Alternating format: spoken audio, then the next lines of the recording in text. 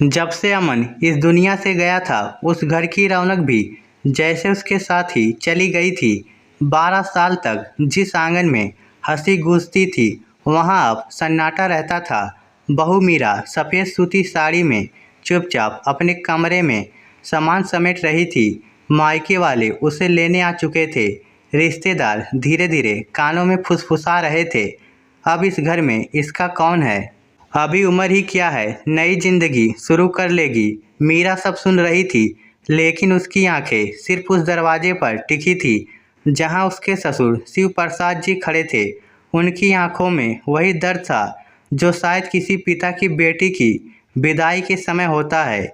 शिव प्रसाद जी धीरे धीरे उसके पास आए, कांपती आवाज में बोले, बेटी तुझे रोकने का हक तो दिल चाहता है, लेकिन तेरी जिंदगी रोकने का हक मुझे भगवान ने भी नहीं दिया। जहाँ रहना खुश रहना।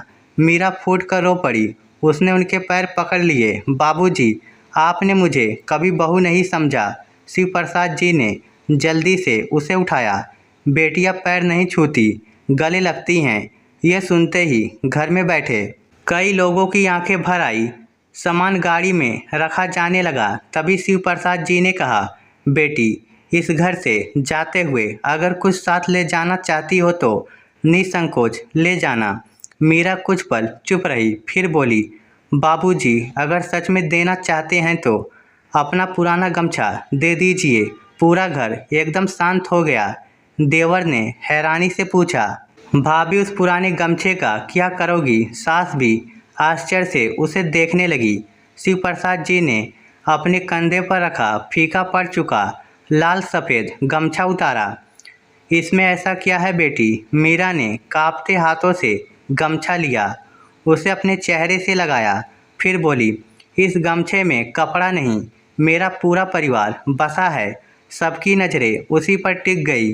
मीरा की आवाज़ भर्रा गई। जिस दिन मैं इस घर में पहली बार आई थी, विदाई के बाद मैं अपने कमरे में छिपकर रो रही थी। किसी ने नहीं देखा, लेकिन बाबूजी ने देख लिया था। आप चुपचाप आए, कुछ नहीं बोले, बस यही गमछा मेरे हाथ में देकर कहा था, रो ले बेटी, आंसू रोकने से दिल भारी हो जाता है।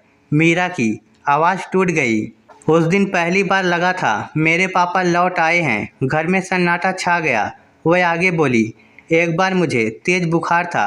पूरी रात बाबूजी इसी गमछे से मेरा माथा पोंछते रहे।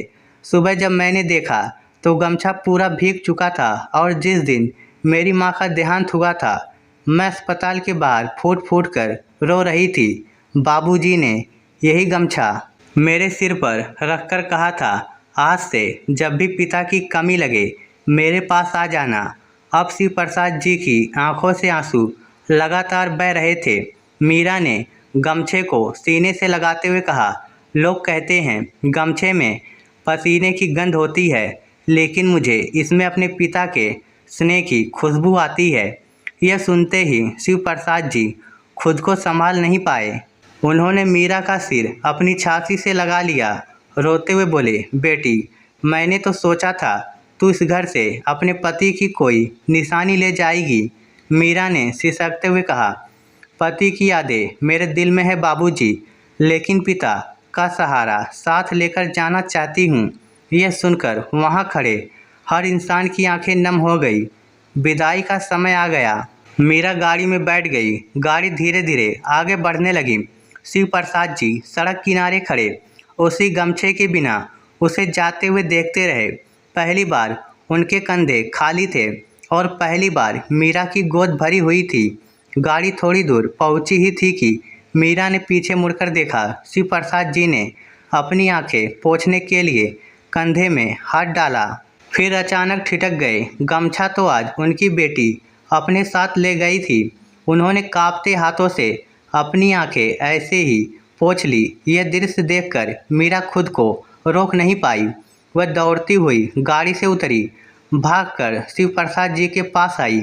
गमछे का आधा हिस्सा उनके कंधे पर रख दिया और आधा अपने कंधे पर रोते हुए बोली, बाबूजी, ये गमछा अब आपका भी है और आपकी बेटी का भी। दूरी चाहे जितनी हो जाए, पिता का साया कभी आधा नहीं होता। शिव प्रसाद जी ने कांपते हुए उसके सिर पर हाथ रखा, आसमान की ओर देखकर बस इतना कहा, हे भगवान, अगर अगले जन्म का सच होता तो इसे मेरी बहू मत बनाना, मेरी बेटी बनाकर भेजना। उस दिन विदा सिर्फ एक बहू नहीं हुई थी, एक पिता अपनी बेटी को दूसरी बार विदा कर रहा था। और जो लोग यह दृश्य देख रहे थे उन्हें पहली बार समझ आया, रिश्ते खून से नहीं बनते, किसी के आंसू पोंछने की आदत से बनते हैं। इस स्टोरी को लेकर आपकी क्या राय है, नीचे कमेंट करके हमें ज़रूर बताइएगा। धन्यवाद।